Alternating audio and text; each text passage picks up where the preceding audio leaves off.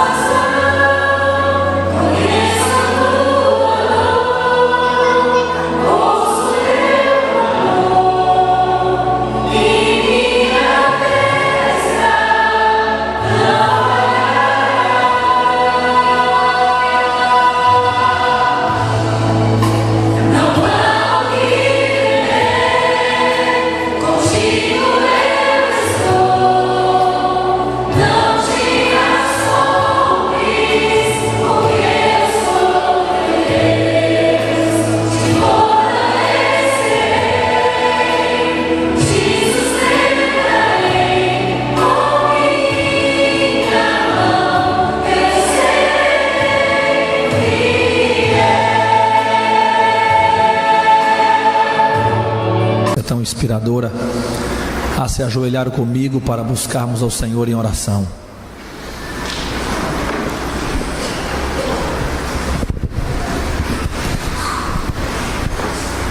Soberano Deus, nosso Pai, nós te agradecemos neste momento ao nos ajoelharmos na tua presença, porque como doador da vida o Senhor manteve-nos vivos para este momento, neste lugar aqui agora. Ó Senhor, acredito no meu coração que aqueles que aqui vieram para ouvir a voz do Senhor.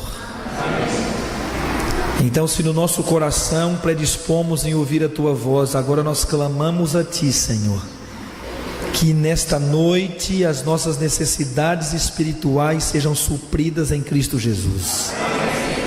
Pelo poder da tua palavra, pelo poder dos louvores que nós ouviremos, pelo poder dos testemunhos que teremos, cada momento deste culto, Senhor, seja a voz de Deus a cada um dos teus filhos aqui. Acredito no meu coração, ó Pai, que nessa noite é uma noite especial de entrega, uma noite de renovação da nossa intimidade, do nosso relacionamento com o nosso Deus. Cada dia que o fim se aproxima, precisamos aumentar as nossas convicções, a nossa fé, nossos passos na direção do céu. Pai querido, este é o momento em que o Senhor chama a sua igreja para orar como nunca orou até aqui. É a nossa necessidade, Senhor, o derramamento do Espírito Santo sobre nós, sobre nossas famílias. Então, Pai Santo, nesta noite, usa essa oportunidade que nós viemos aqui nos ajuntar na Tua presença e nos batiza com o Teu Santo Espírito. É o nosso clamor e necessidade, mas acreditamos plenamente, como diz a Tua palavra, que o Senhor nosso Deus dará a nós muito mais, além daquilo que pedimos ou pensamos, segundo o Seu poder que em nós opera. Então acreditamos que vamos ir para casa hoje fartos da Tua presença em nossas vidas. Nós oramos, Senhor, acreditando não nos nossos méritos, mas nos de Cristo Jesus, não na pessoa que somos, mas na pessoa que Jesus é, não no nosso poder, mas no poder que Jesus tem.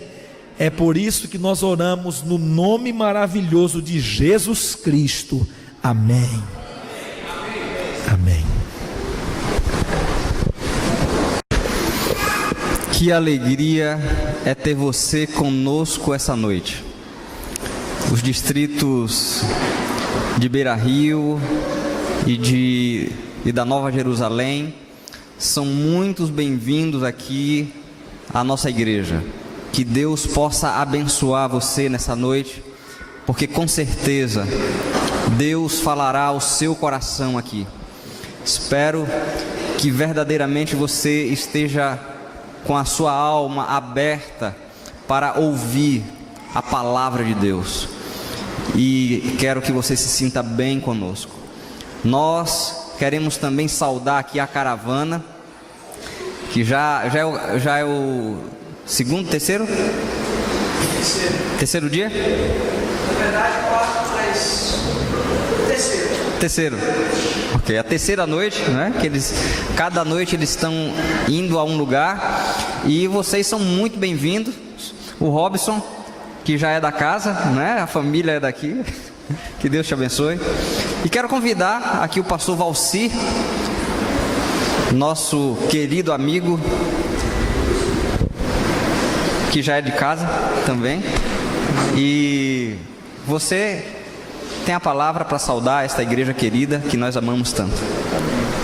Deus te abençoe. Obrigado, pastor Leon, nosso amigo. Boa noite, irmãos. Deus abençoe ricamente a vida de cada um de nós que estamos aqui nessa noite. Amém? Viemos essa noite aqui com um propósito especial: adorar o nosso Deus, aprender da sua palavra, crescer espiritualmente. Como o Elion já mencionou, nós na verdade começamos Nova Brasília e o distrito Belém no sábado, de manhã Nova Brasília, à tarde Belém, só que sem a presença do Robson Fonseca, porque ele estava previsto para vir na sexta-feira, mas sexto o avião não veio por causa das chuvas. No sábado veio, sobrevoou hoje Paraná uns 20 minutos ou mais, não conseguiu pousar, e o coração meu estava assim já agoniado, sofrendo. E aí nós colocamos a igreja para orar, e pedimos oração, e tinha mais gente no avião precisando pousar, né, que estavam em Cuiabá e não conseguia pousar aqui em Ji-Paraná, orando também. Eu sei que Ji-Paraná inteiro estava orando para esse avião, e graças a Deus, louvado seja o nome de Deus, no domingo, 1h da tarde, começou a chover, mas o avião conseguiu pousar. Amém? E no domingo à noite nós estivemos na central, uma bênção. Ontem à noite estivemos na central de Ouro Preto, uma bênção grandiosa. E graças a Deus nós estamos aqui hoje. Nós agradecemos a presença de vocês, os pastores. E nesta caravana deveria estar o pastor Jim, porque nós planejamos juntos, mas ele foi chamado para o Uruguai e ele já foi embora. Então fiquei sem o pastor Jim, mas aí eu convidei o pastor Adson, pastor conhecido de vocês. O pastor Adson está me acompanhando também, nos acompanhando até amanhã em Cacoal. Ele fica em Cacoal para continuar a semana lá e a gente prossegue. E Robson Fonseca, eu e o pastor Peixoto mandou um abraço para vocês. Ele estaria também, mas não é possível, não foi possível. Queridos, para a gente não delongar, vou chamar o Robson Fonseca. Ele vai estar cantando 2 músicas agora nesse momento. Robson, seja bem-vindo em Rolim de Moura. Você já é da casa, o Leon já falou, conhece, mas que Deus abençoe vocês. Deus te abençoe nesse momento. Amém. Boa noite a todos. Eu venho de Brasília e trago um grande abraço da presidenta Dilma para cada um de vocês. Fiquei sabendo que ontem a gasolina aumentou em Brasília para R$ 3,60, em Paraná já está R$ 4,00. Eu acho que o abraço dela não é bem-vindo aqui não. Mas queridos, eu estou muito feliz de estar de novo aqui em Rolim de Moura. Meus familiares estão aqui, é tão bom estar na igreja deles. Essa igreja aqui, eu acho que todo mundo que fosse tirar uma foto dentro dessa igreja tinha que tirar uma foto fazendo assim, ó, de baixo para cima para pegar o teto, porque essa é a referência dessa igreja. Quando eu chego aqui eu fico olhando para o céu, olhando para o teto. é a referência, a igreja que nenhuma igreja no Brasil tem esse teto assim. É muito, muito legal. É muito bom estar aqui de novo. Nós tivemos a dificuldade de pousar, mas ontem eu vivi uma experiência maravilhosa, porque desde sexta-feira, com as mesmas pessoas dentro do avião, chegou um momento que eu falei assim: Deus está querendo que eu faça amizade com alguém dentro desse avião aqui. Eu peguei uma senhora, assim, uns 60 anos, falei assim: é a senhora, quero que a senhora seja minha amiga. E comecei a conversar com ela, estava acompanhada da filha. Resultado, convidei para que elas fossem a Ouro Preto ontem à noite, e a filha foi, assistiu o musical, ficou emocionada, agradeceu. E eu acho que Deus pode ter permitido que esse avião chegasse um pouco atrasado, para trazer um pouco de esperança para aquela pessoa que chorou ontem na igreja, assistindo esse mesmo programa que vocês assistirão aqui. Eu tenho viajado o Brasil cantando para as famílias. Hoje nós estamos orando não só pela igreja de Rolim, mas nós estamos orando também para que a estrutura da igreja seja forte. E se a estrutura familiar estiver forte, a igreja se torna mais forte. Eu quero louvar a Deus com essa primeira música, Restaura o Amor. E gostaria de convidar a todos vocês que cantem junto, na medida que forem aprendendo. Ela é muito simples. Canta a primeira parte, e na segunda vez já canta a mesma coisa. É uma música que foi escolhida como a música da família pela divisão sul-americana, e ela é muito especial para mim. Ela fala: restaura, Senhor, o amor em meu lar, que é uma oração, mas não é só para aqueles que têm um lar.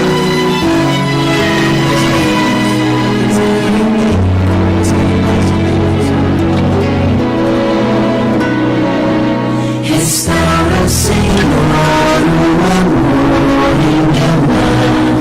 Restaura.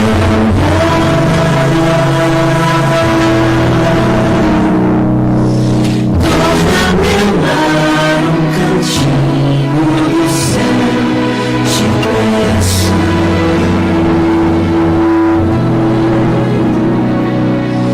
Muda-me os pensamentos.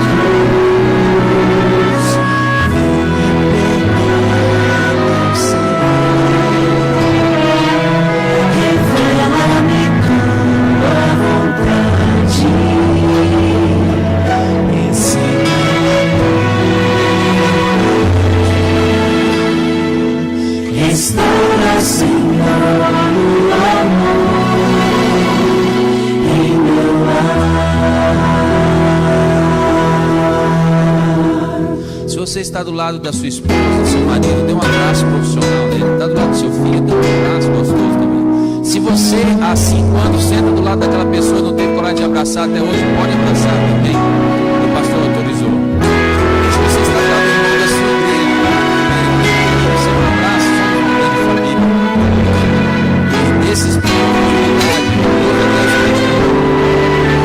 Restaura, Senhor.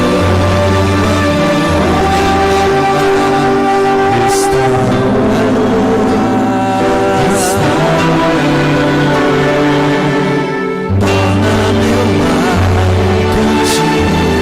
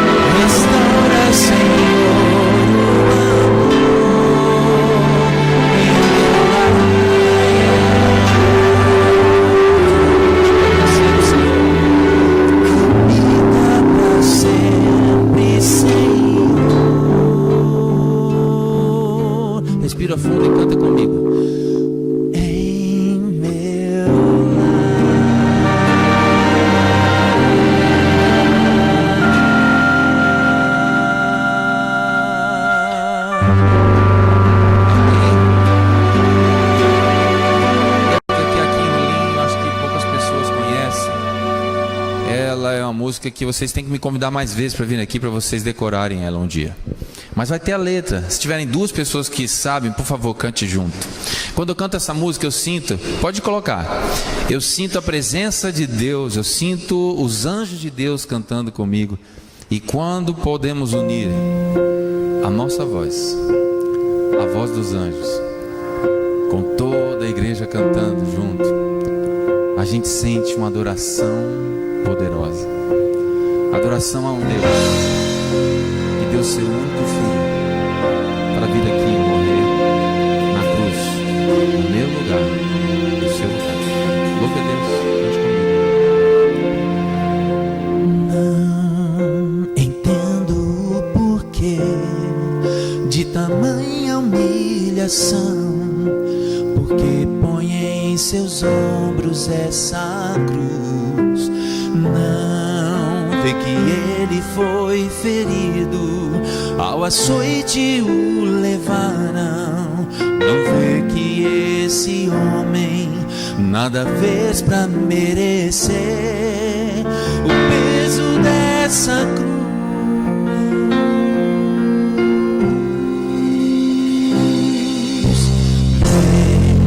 O seu corpo ensanguentado, quase inerte, segue assina, levado sob vil acusação. Vê essa multidão, clama sua morte. Não entendo porque ele precisa suportar a tua estranha indiferença.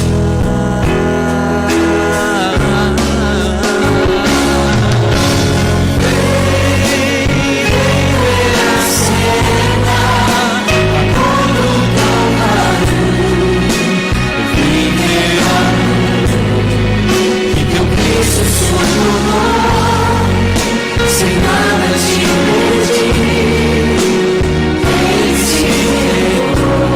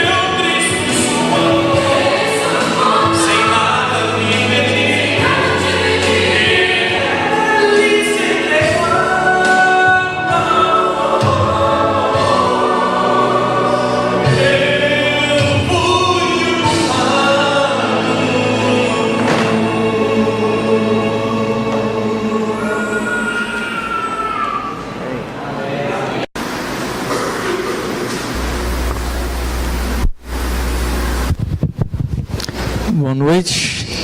Isso foi só testando aqui. Queridos, privilégio estarmos aqui nessa noite. Nessa noite nós não temos muita pressa, tá? Senão o tempo não dá para tudo que a caravana está trazendo. Mas prometo que vocês não vão passar aqui de 11 horas. Estou brincando. Nosso limite é 9h30, 9h50. Antes das 10 a gente vai para casa dormir. Vou pedir para colocar aqui então a tela.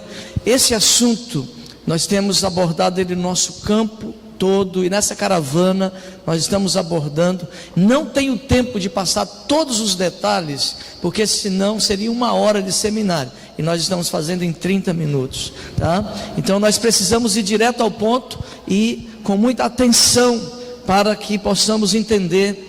Nós vamos falar sobre adoração e missão mundial, tá? Deixa eu só colocar, funcionar aqui. Se vocês me ajudarem aí. Travou a tela, né? Isto. São João 3,16. Vamos falar de cor? O que está escrito lá em São João 3,16? Porque Deus que deu para todo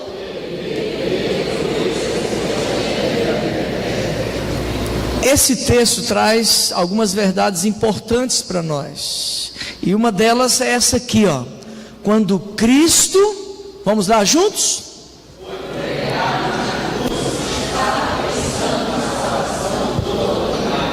Vocês aceitam isso?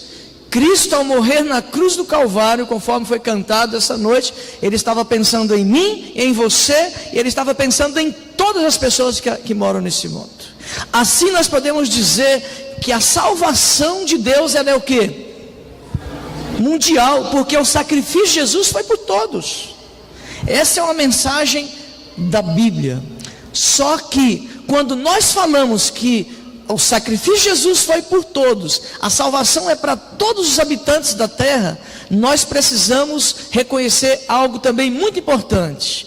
A missão da igreja, eu poderia dizer a missão de Deus, ela também é o quê? Missão mundial. De acordo com Apocalipse 14, versos 6 e 7, o que está escrito lá mesmo? São textos conhecidos. Vi voando pelo meio do céu, tendo a cada nação, tribo, língua e povo, dizendo em grande voz: adorai aquele que fez o céu, a terra, o mar e as fontes das águas. Queridos, um outro texto que pode nos ajudar a entender esse conceito é Mateus 24, verso 14. O que é que diz Mateus 24, 14? E será pregado este evangelho do reino por todo, para testemunha a todas as nações. Então virá o fim. Volta de Jesus, pregação no mundo todo, estão ligados. Deus precisa que a mensagem de salvação, a mensagem de Deus chegue a todas as pessoas. Aí Jesus vai voltar, amém? E essa missão, Ellen White diz que essa missão mundial da igreja, a igreja inteiramente consagrada ao seu trabalho deve levar a mensagem ao mundo. E ela ainda diz que o mundo que está a perecer deve ser iluminado. Nós como igreja, você que já tomou sua decisão, foi batizado, é membro da igreja, você é comissionado por Cristo, por Deus, a fazer parte da pregação do evangelho no mundo todo. Nós não pensamos só aqui. Nós temos que ter um pensamento mundial. Agora, queridos, isso traz para nós o quê? Um grande, é ou não é um grande desafio a pregação do evangelho a todo mundo? Porque evangelizar o mundo não é fácil. Quando nós olhamos a janela 1040, quando nós observamos as grandes necessidades, nações inteiras que ainda não têm a presença do evangelho, É um tremendo desafio pensar em evangelizar o mundo. Aqui em Rondônia nós temos, aqui é bem evangelizado. O Brasil é evangelizado, tem muitas necessidades, mas no mundo todo a mensagem precisa ser levada. Agora, irmãos, olha essa pergunta aí: como sustentar esta obra financeiramente? Eu poderia até colocar outra pergunta: será que para pregar o evangelho em todo mundo, a igreja precisa de dinheiro? Me responde aí. É óbvio, né? Mas é para ficar na nossa mente. Como levar o evangelho? Para você enviar missionários, para você enviar pregadores lá para a África, para você enviar lá para o Oriente Médio, para você enviar pessoas, missionários para pregar naqueles países que ainda não tem a presença da igreja, a mensagem de salvação ainda não conhece. A igreja precisa ou não precisa de dinheiro? Para pregar aqui em Rolim de Moura, precisa de dinheiro, Gilson? Dá para fazer evangelismo sem dinheiro? Dá para começar uma nova igreja sem dinheiro? Agora deixa eu mostrar para vocês uma coisa, queridos. Deus tem um plano financeiro mundial para esta igreja. Eu vou falar de novo para vocês falarem um amém.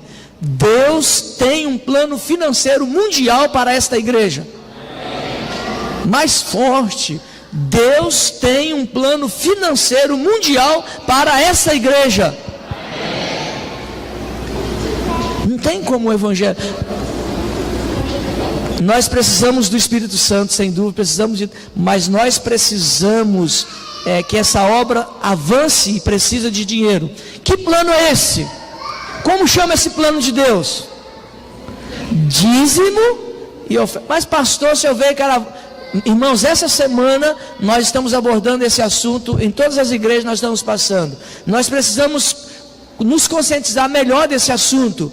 Olha o que a serva do Senhor diz sobre esse assunto: as ofertas voluntárias e os dízimos constituem o meio da manutenção da obra do Senhor. E ela ainda diz mais: a única maneira que Deus ordenou fazer avançar sua causa é abençoar os homens com propriedades. Por sua vez, deseja que os homens e mulheres mostrem gratidão, devolvendo-lhes uma parte em dízimos e ofertas. Olha a expressão: a única maneira que Deus ordenou fazer avançar sua obra na terra é o quê? É abençoar. Agora, isso não é teologia da prosperidade. Isso é bíblico. Eu derramarei bênção sem? Quando nós somos fiéis. Então Deus abençoa você, abençoa o seu trabalho, você consegue fazer a sua faculdade, Deus abençoa a sua empresa, você ganha mais dinheiro, e isso deveria significar mais dinheiro na obra de Deus. Não é mais dinheiro para o meu bolso, para gastar do jeito que eu acho, para gastar no luxo, para gastar nos prazeres dessa vida que são passageiros e a obra perecer. Não, mais dinheiro, bênçãos na vida de um mordomo fiel, é mais dinheiro para construir igreja, é mais dinheiro para ajudar os pobres, é mais dinheiro para a missão crescer e alcançar o mundo. Queridos, então nós podemos assumir que os dízimos e as ofertas fazem parte do plano de Deus para levar avante a obra mundial de salvação da humanidade. Só cuida para não derrubar.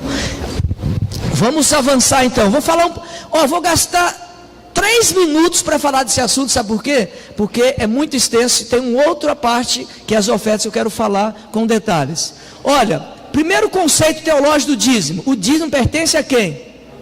É propriedade de quem? Porque é santo. Segundo, Deus deu aos levitas. O dízimo tem o quê? Um único.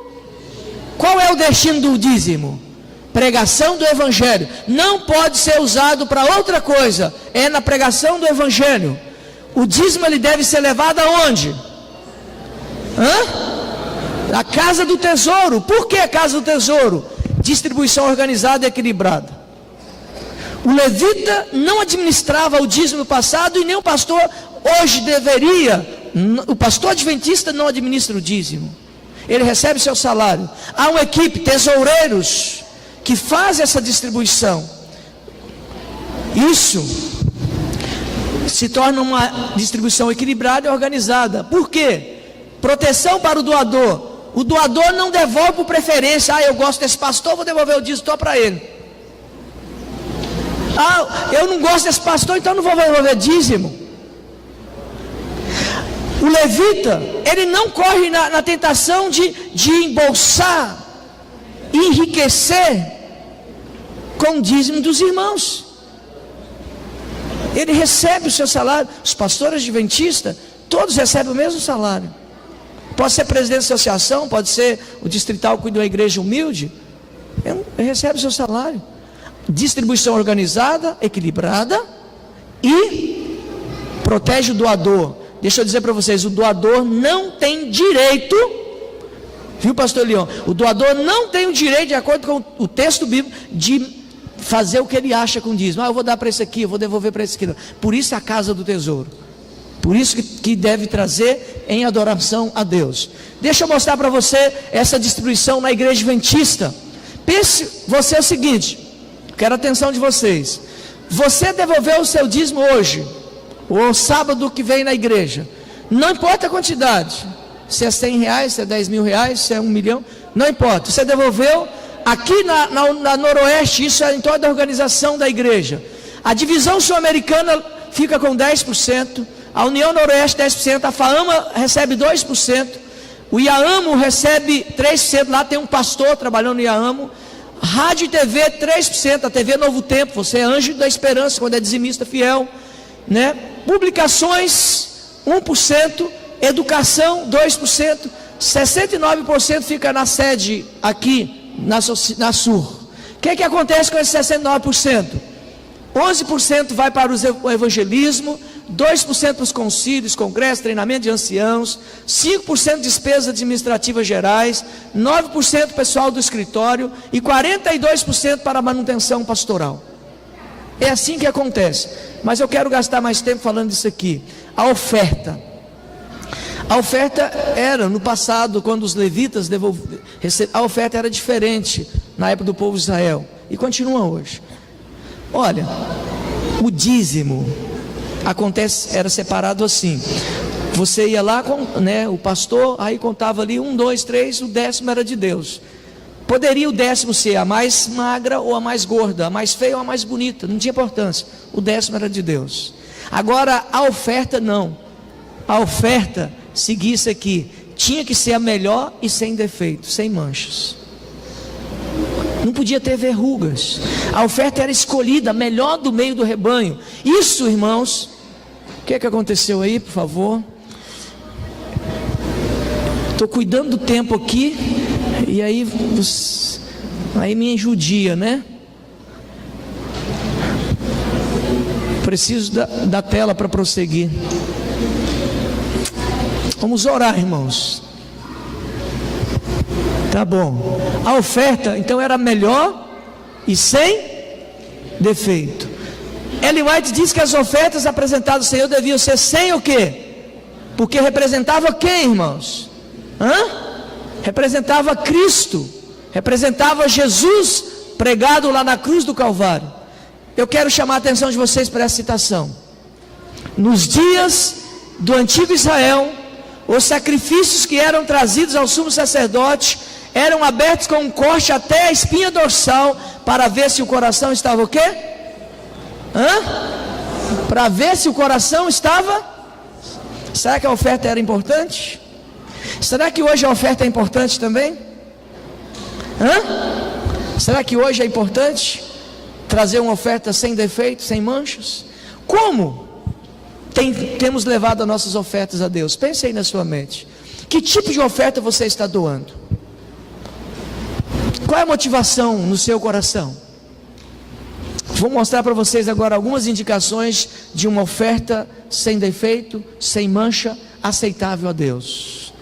Preste atenção, eu tenho que passar rápido as lâminas. A gente não tem tempo de comentar muito. Coloquei ali, o que está dizendo ali é o que nós precisamos aprender. Então a primeira coisa que nós precisamos aprender, que a oferta precisa levar em conta primeiro Deus. O texto é esse aqui, ó. Provérbios 3, 9 e 10. Honra o Senhor com os teus e com as primícias de toda a tua. Agora, querido, olha o que Ellen White diz: devemos fazer ao Senhor a primeira doação de todas as nossas. É simples, o texto está dizendo tudo. Eu não posso receber o salário e primeiro pagar a conta, aluguel, consórcio, sobrou. Eu vou tirar o dízimo. Não sobrou para a oferta esse mês. Não pode ser assim. Não é isso que o texto está dizendo? Honra o Senhor com as primícias de toda a tua renda. Então, quando eu recebo o salário, quando a minha empresa teve lucro no final do mês, o que eu preciso fazer em primeiro lugar? Tirar o de Deus. O de Deus é o quê? 10%, o dízimo. E em seguida, imediata, junto, eu tiro o quê? A oferta. Primeiro Deus.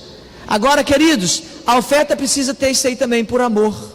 Porque a Bíblia diz que em 1 Coríntios 13:3, que ainda que eu distribua todos os meus bens entre os pobres, se não tiver amor, nada disso me aproveitará. Você pode vender a sua empresa, trazer para aqui, colocar o dinheiro aqui. Se você não fizer pela motivação do amor, a obra de Deus não vai adiantar nada. Lembra da viúva pobre?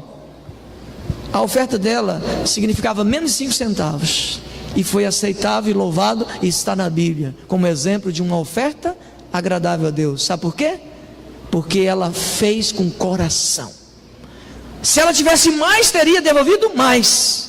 Mas o único que tinha, ela deu. E Deus Ele não está considerando a quantidade.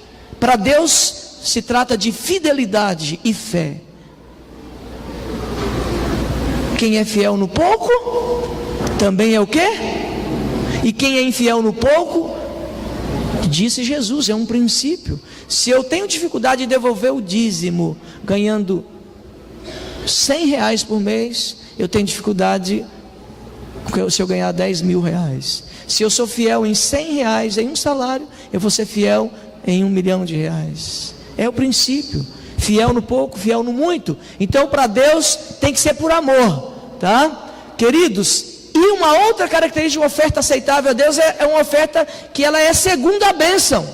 O que é isso, pastor? Olha isso aqui. Cada um oferecerá na proporção em que possa dar, segundo a bênção que o Senhor, seu Deus, lhe houver concedido. Aqui não está falando de bênção da proteção do filho, que é bênção, da saúde, que é bênção. Tem tantas bênçãos que Deus abençoa a vida da gente. Mas esse texto está falando de bênção financeira mesmo. É do salário que nós ganhamos, da renda que teve a empresa, do lucro que nós tivemos. Cada um oferecerá na proporção em que possa dar, segundo a bênção que o Senhor, seu Deus, lhe houver concedido. E a oferta precisa ser planejada. Tem 2 textos aí, Paulo fala disso, que nós devemos preparar com antecedência a nossa oferta. Quando a gente vem para o culto, a oferta já está o quê? Separada, assim como a gente separa o dízimo. Aí você coloca nas salvas, porque é adoração a Deus. A oferta, eu diz, vem para Deus, porque pertence a Deus e você entrega para Deus. Aí depois Deus vai usar aquelas pessoas que foram escolhidas para fazer uso desse dinheiro no avanço da obra dele. Se alguém fizer mau uso, vai dar conta para Deus. Mas eu preciso trazer para Deus, porque é de Deus e pertence a Deus e é para a obra de Deus. E a oferta tem que ser com alegria. Olha esse texto, 2 Coríntios 9, verso 7. Cada um contribua segundo tiver proposto do coração, não com tristeza ou por necessidade, porque Deus ama quem dá com... Como seria dar com alegria? Tendo esse reconhecimento aqui, irmãos. É Deus quem abençoa os homens.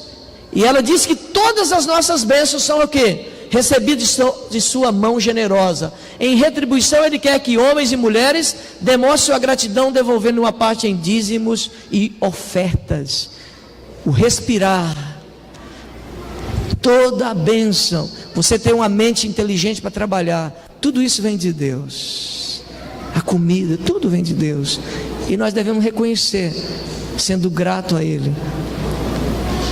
E quando você devolve dízimo e oferta, você está contribuindo com a obra da pregação do Evangelho. Eu quero falar do oferta pacto. Por que eu coloquei a oferta pacto? Porque a oferta pacto, a igreja entendeu isso. Mundialmente a igreja adventista orienta os seus membros a fazerem assim, porque é uma oferta que segue de perto esses 4 passos que eu falei para vocês, da oferta, tá? Que considera Deus em primeiro lugar, é uma oferta por amor, segundo a bênção, e uma oferta com alegria. Deixa eu mostrar para vocês, ó. O doador, ele define um percentual. Quantos já são pactuantes aqui na igreja? Deixa eu ver as mãos. Vocês já entendem essa mensagem, já ouviram em outro momento, alguém já falou isso para você, você foi orientado. O pactuante, ele separa um percentual. Deixa eu contar rapidinho que vocês vão entender. Eu entendi assim como me ensinaram. Me explicaram e eu comecei com 1,5%.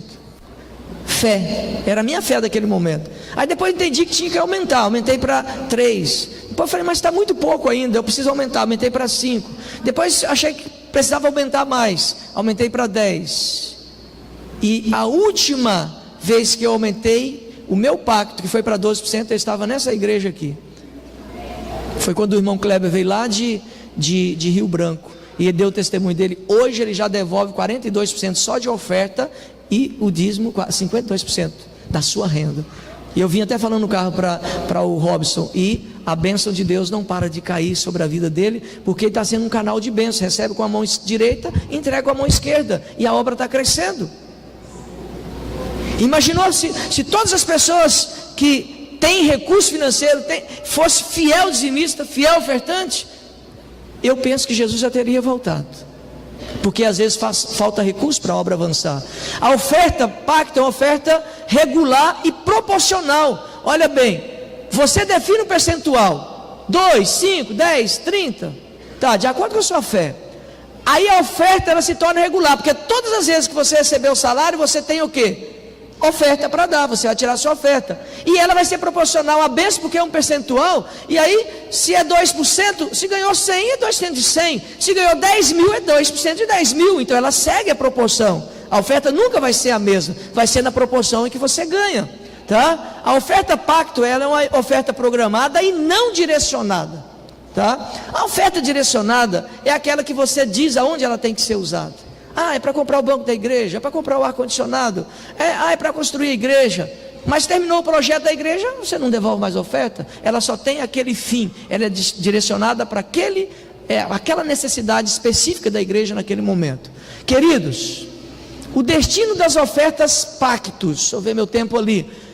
Projetos missionários, 10%, aquisição de bíblias, estudos bíblicos, folhetos, materiais, escola sabatina. Projeto de desenvolvimento, 10%. Tá? Compra de terreno, construções, reformas, aluguéis, salões. Estou falando do pacto que você devolve. Quem é pactuante tem essa finalidade, essa direção. Seria assim: aí 20% para a escola sabatina, missões mundiais, pregação do evangelho em todo mundo, e a igreja local 60%. Eu acho que se eu explicar de outra forma, vocês vão entender melhor. Imagine aí, você recebeu o salário e tirou o seu pacto. Depende de quantidade. Ele vem para a igreja. O tesoureiro da igreja vai fazer essa distribuição. Ela já 60%. Imagine, R$100 de pacto. Quanto vai ficar na igreja local? 60. Quanto vai para a associação? 40. Mas não fica 40 lá. 20 é da missão mundial, é da escola sabatina. Os 20% que fica na Sur,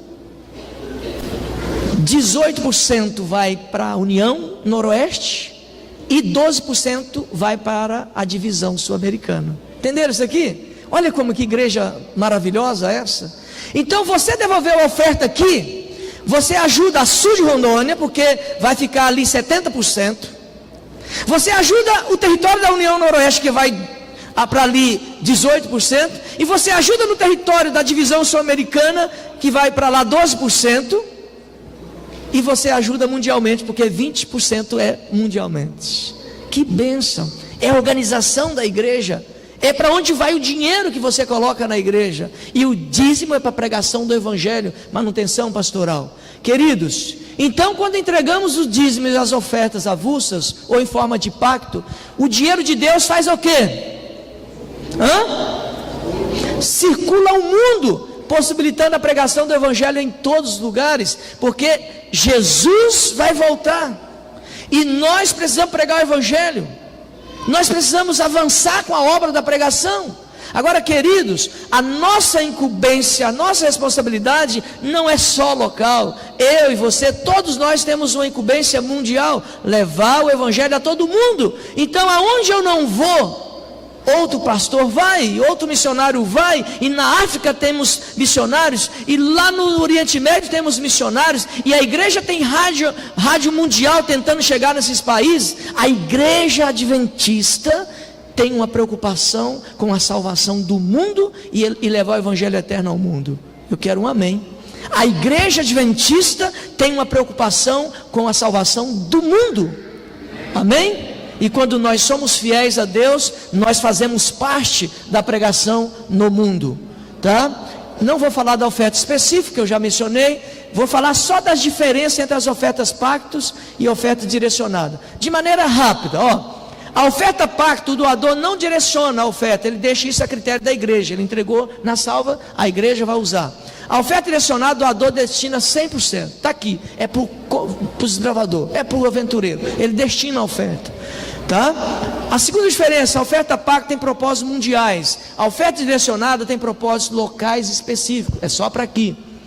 A oferta pacto tem como base o percentual, a porcentagem. Isso vai ser proporcional à bênção que você ganha. Enquanto que a oferta direcionada tem como base a quantidade ou valor. É R$100 durante 3 meses, ou é para o ar-condicionado. Acabou aquele projeto, acabou a oferta, tá? Essa é a oferta direcionada. A quarta diferença: a oferta pacto permanece para sempre na vida do crente, como resultado natural de sua experiência cristã. A oferta direcionada é momentâneo, existe por um período enquanto perdurar a necessidade. A quinta diferença, a oferta pacto deve vir depois do dízimo. Você tira o dízimo, tira a oferta pacto. A direcionada, quando ocorrer, deve ser depois do pacto, tá? A sexta diferença, já falei dessa distribuição. Se é direcionada, 100% fica na caixa local, não tem abrangência mundial. Quando você devolve o pacto, 60% para a igreja local, 20% para a associação, desses 20%, 18% para união e 12% para divisão, e 20% vai para missões mundiais.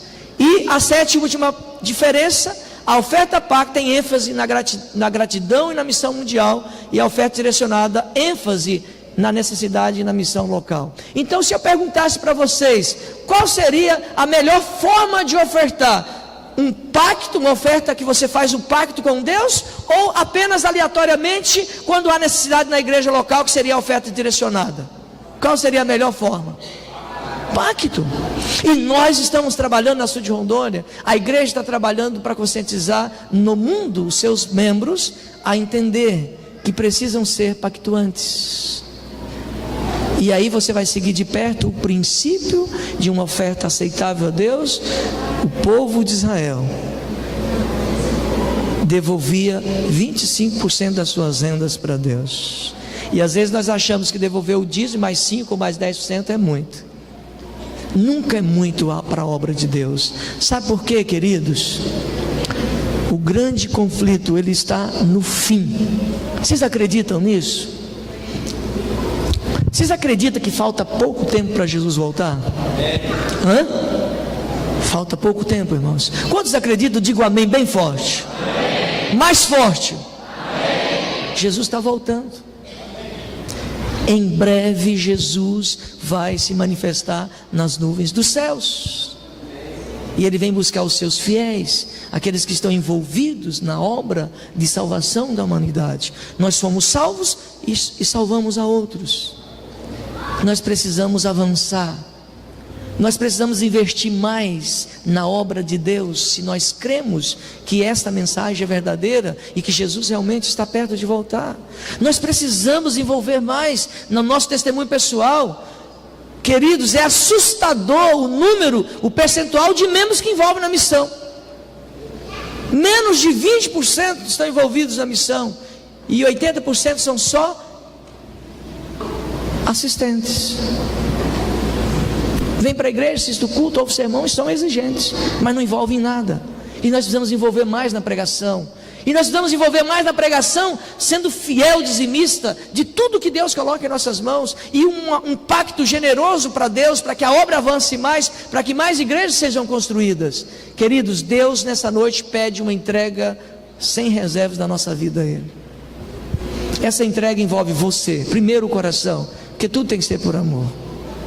Segundo, os seus bens. terceiro, os seus talentos. E eu poderia colocar uma lista grande. Deus pede uma entrega. Colhei 3 adesivos desses na minha. Toda vez que eu mudo o meu pacto, eu colo um, tá? Eu quero que eles entreguem bem rapidinho. Todos os adultos podem receber, tá? Aqueles que vocês recebem, eu vou explicar para vocês o que vai acontecer com esse adesivo. Eu deixei um aqui, mas eu pego um aqui com ele aqui. É um adesivo, você vai... Tem um lápis, se você não trouxe caneta. Eu vou explicar como vai acontecer. Não faça nada agora, só receba. Enquanto passa aí, você olha para mim aqui. Você vai descolar com a unha aqui, tá? Se eu for fazer isso, eu vou perder muito tempo, tá? Já consegui aqui.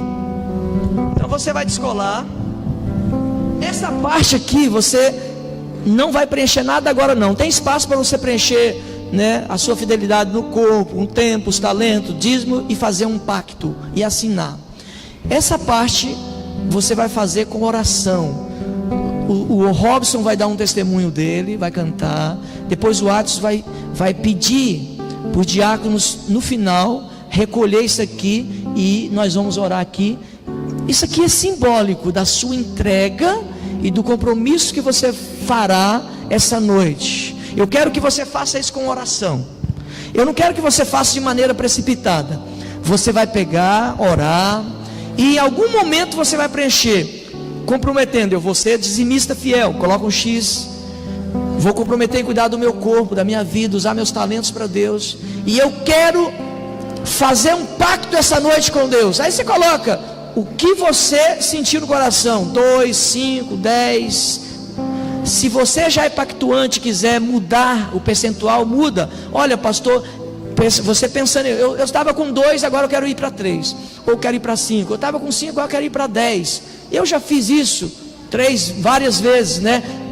Porque eu sinto as bênçãos de Deus, e eu quero ajudar na obra da pregação, não só pregando como pastor, mas como pactuante, ofertante, porque eu quero participar da missão mundial.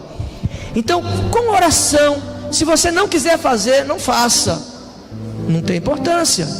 Mas se você sentir parte dessa missão, parte dessa igreja, desse povo que quer levar a mensagem, então você vai preencher e vai colocar depois, quando os diáconos, né, quando o Adson pedir para vocês colocarem, faça com oração. Ouça essa música de entrega.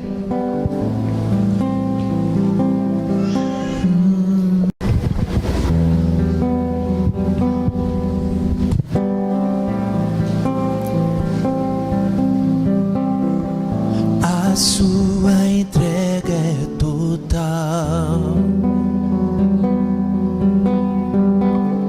Você não pode mais adiar. Jesus chegou ao seu coração, chamou por seu nome e você atendeu.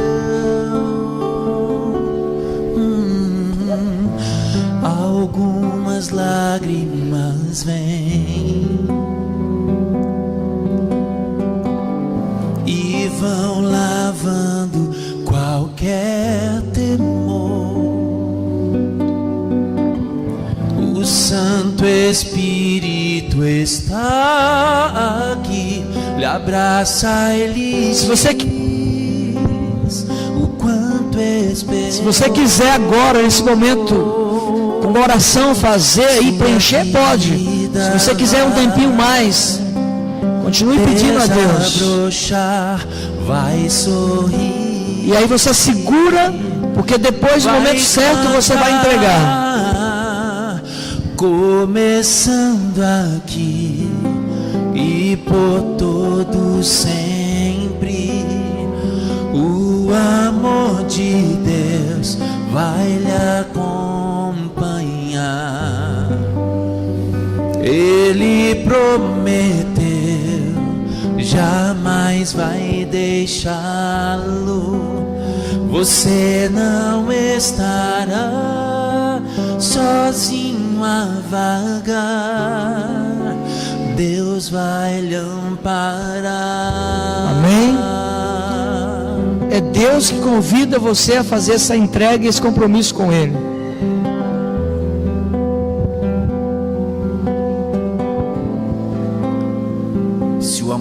trouxer temores, dúvidas e pesar.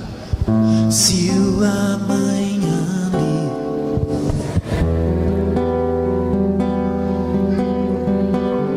temores, dúvidas e pesar, Jesus ao seu lado vai estar para completar o que começou. Sua vida vai? Sua vida vai desabrochar, vai sorrir, vai cantar, começando aqui e por todo sempre. O amor de Deus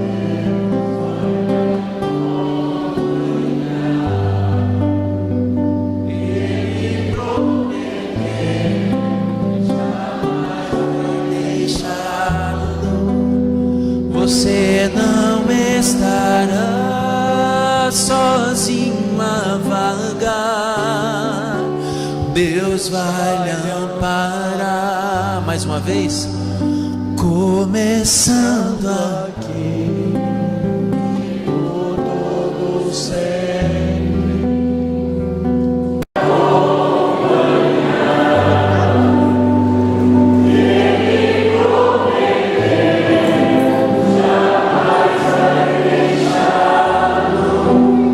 Você não estará sozinho a vagar. Deus vai lhe amparar. Amém? Vamos orar, feche os olhos. Eu estava em Manaus às 7 horas, fazendo um culto de gratidão por 7 anos de ministério. O dia 7/7/2007 caiu no 7º dia, o sábado. O dia perfeito. É o dia da perfeição, não do perfeitão. Mas meu ministério completava 7 anos aquele ano e eu queria fazer um culto de gratidão. E quando eu olhei no calendário e vi que o dia 7/7/2007 caía no 7º dia, eu falei, é perfeito. E então eu coloquei a minha vida nas mãos de Deus e falei, Senhor, me leva para onde o Senhor quiser para fazer esse DVD. Para mim é mais fácil fazer em São Paulo, mas me mostra onde fazer.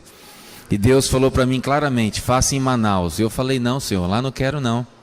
Porque 7 é o mês de julho, é o mês de alta temporada na região amazônica, onde uma passagem pode chegar a R$ 1.800 e eu tenho que levar 14 pessoas para lá. Então, Deus confirmou com a ajuda de um deputado que falou, se você vier eu vou pagar toda a parte de equipamento de som e nós montaremos isso nessa igreja, nesse local. E eu comecei a sentir que Deus estava abençoando demais. Falei, agora vou ter que fazer. Então, nós gravamos esse DVD, que foi um culto de gratidão. Nós viajamos pelo Amazonas e esse DVD, ele ficou tão bonito que a minha mãe assistiu e falou que é o melhor DVD do mundo. Até hoje só ela disse isso. Mais ninguém. Mas o meu sonho para aquele DVD é que através dele eu pudesse viajar o Brasil e conseguir doadores para voltar no Amazonas e construir igrejas em vilas isoladas do Amazonas, onde havia muita necessidade de ajuda. Eu coloquei isso em meu coração como uma confirmação da palavra de Deus para mim, de que devia ser um missionário, não só cantando, mas também ajudando a construir igrejas. E quando eu saí do Amazonas, com as fitas do DVD gravadas embaixo do braço, eu pensei assim, agora estou feliz. Mas aí veio a realidade. O DVD custou R$ 119.750. Eu consegui R$ 70 mil em doações, faltavam 49 mil. E eu voltando para Brasília, sabendo que eu não tinha esse dinheiro, não sou igual vocês, que podem matar um gadinho aqui, um gadinho ali, e tudo fica bem. Eu fiquei numa situação assim, Senhor, abre a porta para que alguém faça mais alguma doação, porque eu não vou conseguir. E Deus não colocou um doador, mas colocou um convite para eu ir cantar nos Estados Unidos. E eu fui para os Estados Unidos, fui para a Flórida pela primeira vez na minha vida, tive coragem de ir. E quando cheguei lá, Eu pedi doações na Flórida, eu fui para Washington, pedi doações em Washington, fui para Richmond, pedi doações, vendi os CDs, falei do Amazonas, porque meu pensamento era o seguinte: vou chegar nos Estados Unidos, vou falar da Amazônia, todo mundo vai querer ajudar, que é a Amazônia, o pulmão do mundo, e aquela coisa impressionante. Só que eu só cantava para brasileiro que está por aqui de Amazônia. Mesmo assim conseguimos várias doações. Quando eu saí de Washington, saí de Richmond, voltei para Washington, eu peguei um trem para Nova York. Quando eu cheguei em Nova York, nós fomos comer numa pizzaria. Eu queria que mostrasse agora as fotos do testemunho. Nós fomos comer numa pizzaria e os rapazes de lá falaram assim: Robson, aqui é a pizza maravilhosa. E eles estacionaram na rua de trás, uma rua bem movimentada. Eu falei: aqui vai ficar? A minha bolsa com todo o meu dinheiro da turnê, com tudo, com todos os presentes que eu estou trazendo, levando para minha esposa, para minhas irmãs, tinha presente até para minha sogra. Se tinha para a sogra, é porque não estava faltando para ninguém. Não tem um estacionamento pago. E eles falaram assim: você não está no Brasil? Você está em Nova York? Aqui não acontece nada. Eu falei: nossa, vou mudar para cá. Fomos comer a pizza e quando voltamos, pode mostrar as outras fotos ali, o vidro do carro estava quebrado e haviam roubado a bolsa. Eu fiquei com a roupa do corpo. Eu fiquei desesperado porque até aí tá bom. Aí, tá bom aí. Eu precisava daquele dinheiro. Ali era o meu tesouro escondido ali, era tudo que eu mais queria. Aquilo era o que eu precisava. Eu não podia perder aquele dinheiro por nada. E eu falei com os rapazes: vamos orar. Eles falaram: mas por que você não orou antes de roubar? Eu falei: porque vocês falaram que aqui não acontece nada. Vamos orar. E eu orei. Faltavam 5 dias para voltar para o Brasil. E a partir daquele dia, Deus colocou em meu coração começar um jejum. Quantos aqui acreditam que Deus pode trazer uma bolsa roubada de volta? Levanta a mão aqui, quem acredita. Eu também creio. Uma vez nós fomos no culto à noite, no domingo à noite, eu, meu pai, minha mãe, minhas irmãs, assistimos o culto. Quando voltamos para casa, a casa tinha sido arrombada. Eles levaram tudo. Sabe o que é tudo? Você chega em casa, nem geladeira está lá. O meu pai ajoelhou com a gente na cozinha, com um monte de roupa jogada no chão. Nós oramos e no dia seguinte a polícia bateu na porta: nós encontramos tudo, está tudo aqui. Eu creio num Deus que pode trazer uma bolsa roubada de volta. Comecei a jejuar. Meu jejum era apenas bebendo água, comendo algumas amêndoas e bebendo suco. Água ou suco ou amêndoas. Primeiro dia, tranquilo, liguei para a polícia: acharam minha bolsa? Não. Segundo dia, jejuando: acharam minha bolsa? Não. E esse jejum eu fui ficando amarelo, mas Deus foi dando força. E eu fui continuando. Era uma força que eu não tinha, mas Deus me dava. Eu falei: Senhor, o Senhor está me provando, eu vou mostrar que eu sou filho do seu Mário. Eu vou até o fim aqui, eu vou chegar lá. No 5º dia, eu estava quase para desmaiar. Mas Deus vai me mandar a bolsa. Eu liguei para a polícia: não achamos. Peguei o voo voltando para o Brasil, chateado e falando com Deus: Deus, o Senhor não me ama, o Senhor não cuida de mim, o Senhor não está dando atenção que eu acho que o Senhor devia dar para a minha situação. Ao chegar no Brasil, minha esposa me recebeu, contei para ela, ficou triste, mas depois: não, deixa isso para lá, vamos, a gente está já há 15 dias sem se ver, vamos esquecer isso. E aí vem o almoço, vem a janta, voltou todas as refeições normais.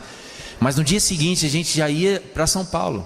Fomos juntos para São Paulo. Ao chegar em São Paulo, eu fui assistir um musical na Avenida Paulista com a minha esposa, e lá a gente assistiu o Grupo Cristal da Igreja de Moema cantar uma música que eu havia composto para eles. Eu estava lá feliz, mas ao mesmo tempo amarelo. Minha esposa olhou para mim e falou: o que você tem? Ela mediu minha febre. Não, vamos em algum lugar para medir. 38 graus, vamos para o hospital. Chegou no hospital, já estava 40 graus. Pediram para fazer ultrassom. O médico falou: olha, você vai ter que ser operado porque você está com apendicite. E aí eu fui operado. Não pude voltar para Brasília, tive que operar ali. E no dia seguinte o médico no meu quarto fala assim: o que você comeu nos últimos dias? Eu falei: doutor, ontem eu comi feijão, arroz, isso e aquilo. Eu quero saber o que você comeu nos últimos 3, 4, 5 dias. Falei: por que, doutor? Robson, quando um apêndice supura, quando ele rompe, quando ele corta, quando ele abre, toda a comida que você come se espalha dentro da cavidade estéril do abdômen e vai infeccionando todos os órgãos. Em 15 minutos você vai a óbito. Só que eu abri você e quando eu vi seu apêndice, que é do tamanho de um dedo indicador, o seu apêndice estava podre até a base, o que sugere que você está com mais de 3 dias de apêndice supurado. Eu imagino que entre 5 a 6 dias de apêndice supurado, jogando tudo que você come para dentro de você. Então eu quero saber o que você comeu nos últimos dias. E emocionado eu olhei para ele e falei: doutor, os últimos 6 dias eu comi ontem. Ele olhou para mim e falou: filho, o fato de você ter comido menos foi o que salvou a sua vida. Ah, que lindo, que maravilhoso. Eu fiquei feliz, eu agradeci a Deus. Senhor, obrigado por a vida daquele ladrão. Abençoa aquele ladrão que levou aquela bolsa. Se ele não leva, eu não jejuava, eu ia morrer. E o dinheiro que estava na bolsa não dava para transportar meu corpo para o Brasil. O que aconteceu foi que depois de 3 dias eu parei de agradecer. E eu comecei a falar: tá bom, Deus, o Senhor salvou minha vida, mas e o dinheiro para pagar as contas? Eu não sei se você descobriu lendo a Bíblia, mas se você ler com atenção como eu li, você vai descobrir que eu sou um trapo de imundícia, mas que você também é. Nós somos um trapo de imundícia, nós reclamamos, nós somos ingratos. E o que aconteceu comigo? Entrei em depressão. Em meio à depressão, depois de uma segunda cirurgia horrível. Mostra as últimas fotos do testemunho, por favor. Pode passar? Não está aqui, está lá atrás. Como é que é? O controle está aqui, é só eu que passo? É só eles lá? Então passa, por favor. Pode passar? Isso, pode seguir. Segue. Essa senhora aqui é minha mãe, que não queria nem olhar para mim.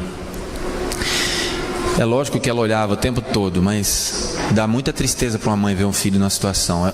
Essa cirurgia foram 23 pontos, uma laparotomia. Foi a segunda cirurgia que eu passei. Pode passar a próxima? Pode tirar. Pode tirar tudo.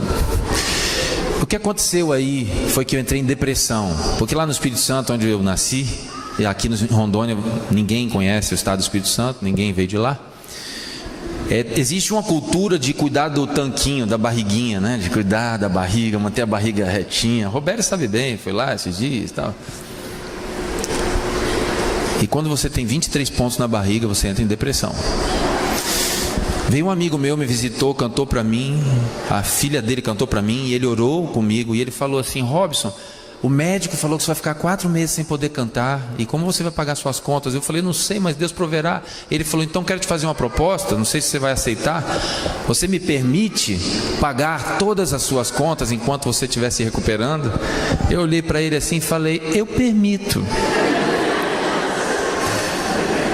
Durante 4 meses, o meu amigo Marco Gomes pagou todas as dívidas do meu cartão, todas as dívidas do DVD, todas as compras da minha casa, todas as contas que nós tínhamos que pagar durante 4 meses, que equivalem a 3 vezes mais o que tinha dentro daquela bolsa que foi roubada lá em Nova York.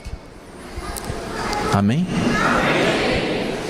Algo que vocês não sabem, esse Marco Gomes é um homem que começou na contabilidade, doando nada para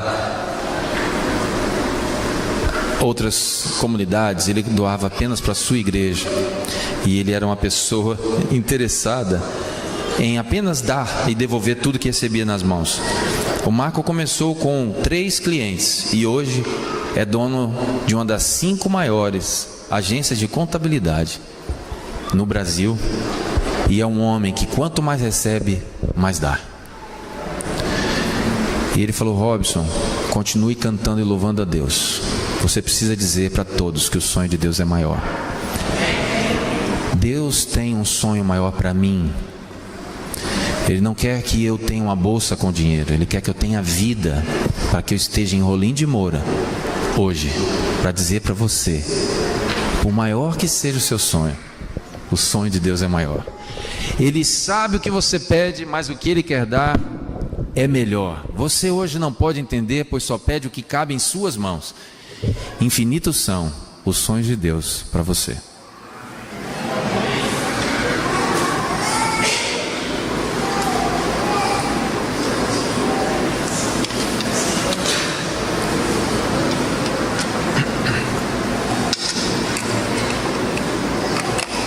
Tem uma última pasta chamada Missão Amazônia. Eu não posso deixar de falar.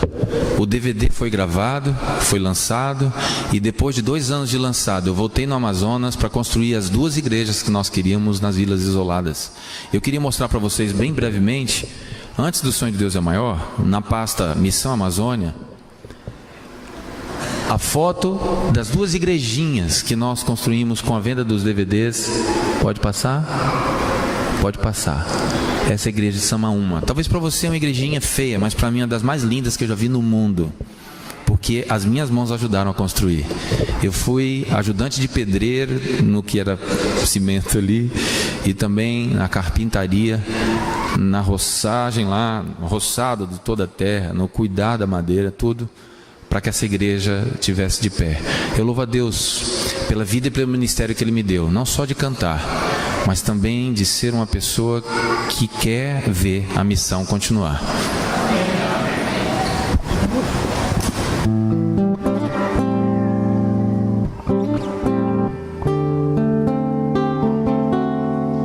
Por maior que seja o seu sonho, o sonho de Deus é maior. Ele sabe o que você pede, mas o que Ele quer dar é melhor. Você hoje não pode entender, pois só pede o que cabe em suas mãos. Infinitos são os sonhos de Deus pra você.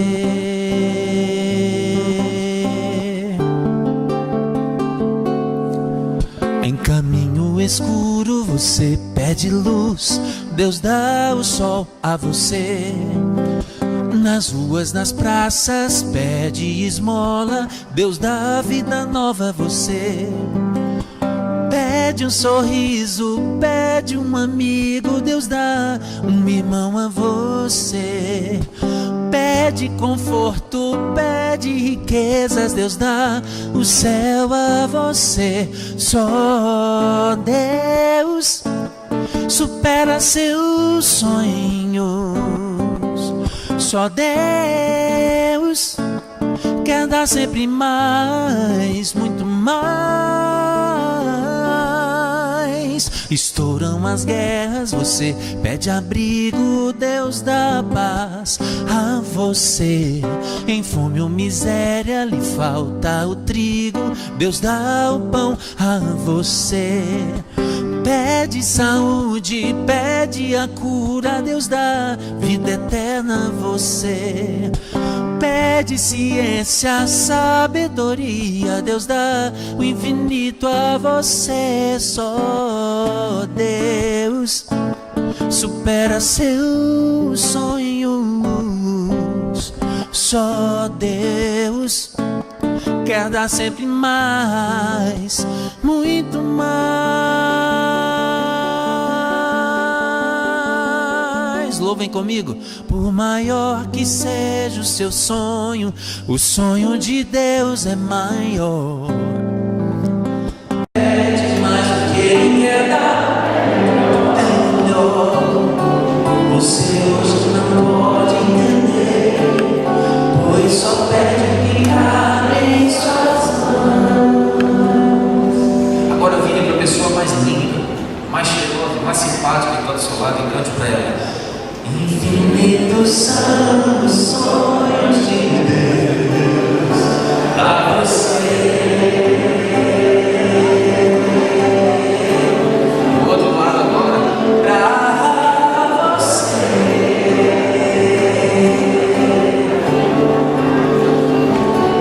O sonho de Deus é maior. Vamos mais uma vez no coro. Por maior que seja o seu sonho, o sonho de Deus é maior. Ele sabe o que você pede, mas o que Ele quer dar é melhor. Você hoje não pode entender, pois só pede o que cabe em suas mãos.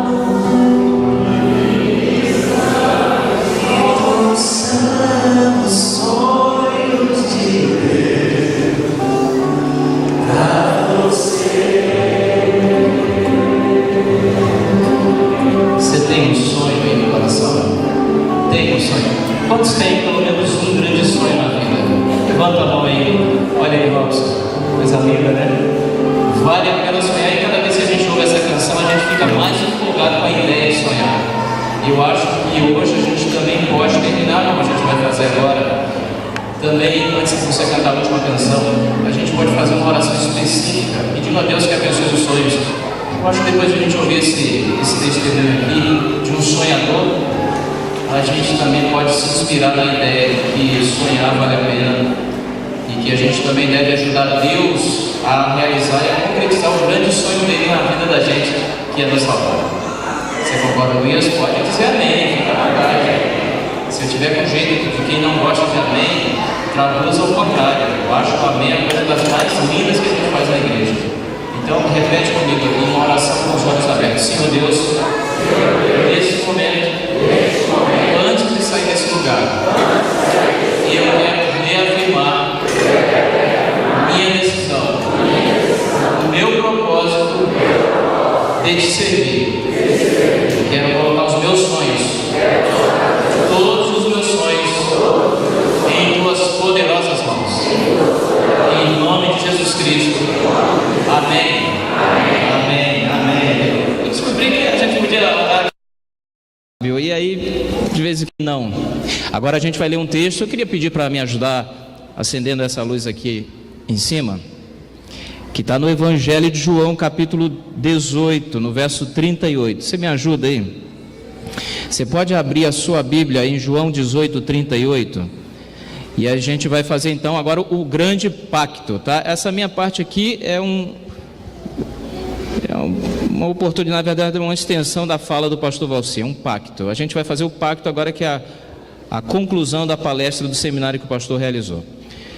O texto de João no Evangelho, capítulo 18, verso 38, quem achou, diga amém com força aí. Obrigado. Diz assim, ó: perguntou-lhe Pilatos, que é a verdade? Eu queria que você prestasse atenção nessa conversa aqui, porque é uma das horas finais, da história de Jesus Cristo, certo? E essa conversa aqui é uma conversa, Fernando, impressionante. E a gente vai aprender pelo menos uma grande lição depois dessa leitura aqui, tá?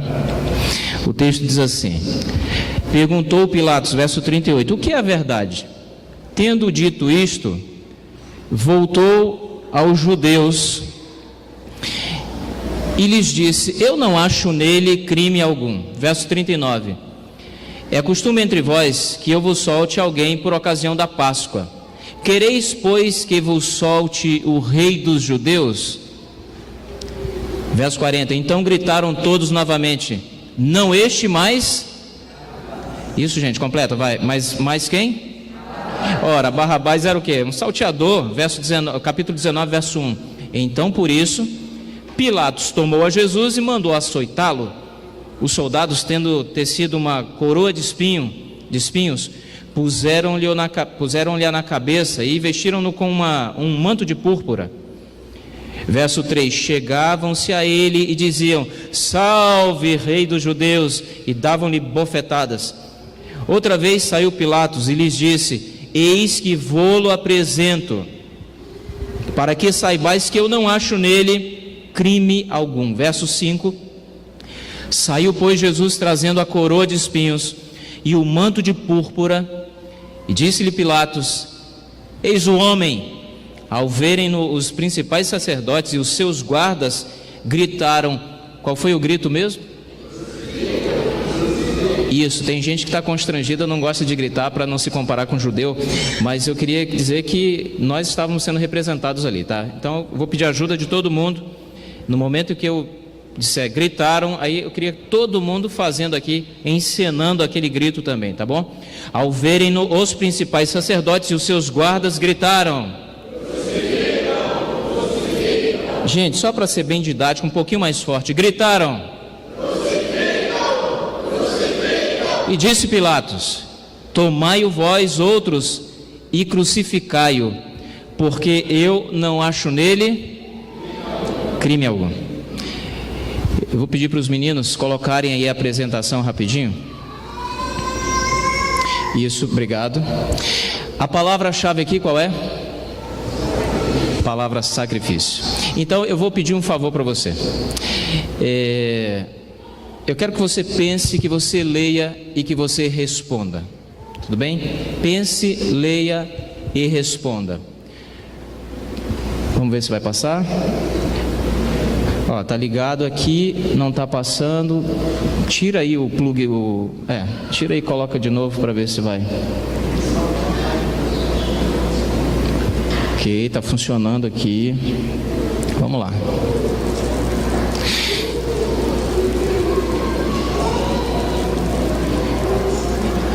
Tá bom? Estou movimentando aqui enquanto vocês fazem um teste aí.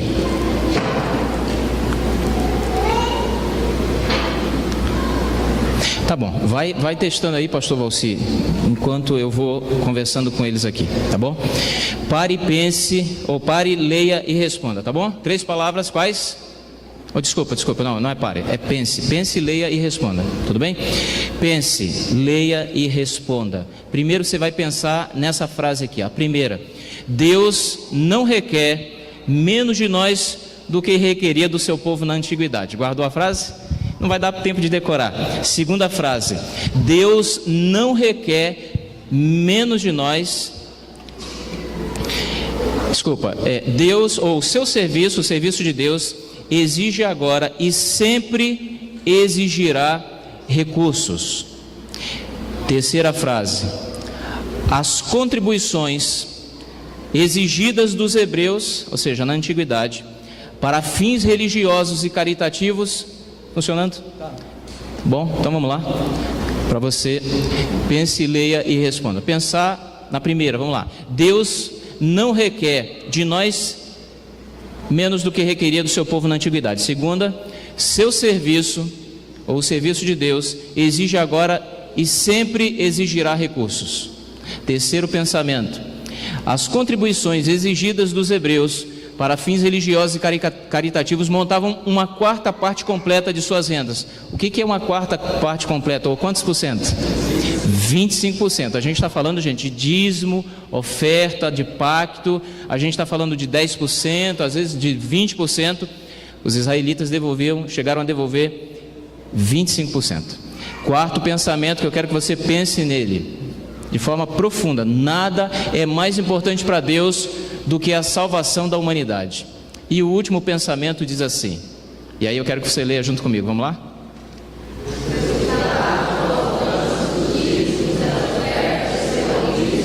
Você acredita nisso? Acredita mesmo? Você acredita que quando você coloca a sua oferta, o seu dízimo na salva, enquanto os diáconos passam recolhendo naquela rotina que às vezes cai até... A gente deixa até de perceber o que está acontecendo, de tão automático que fica. Você acredita que realmente essa atitude vai salvar pessoas, vai ajudar a colocar? Agora eu quero que você leia, e é um versículo poderosíssimo da Bíblia, está no Evangelho de Mateus 6, verso 20, e aí eu quero que você me ajude na leitura. Vamos lá? Todo mundo como um coral bem ensaiado, 1, 2, 3, vai.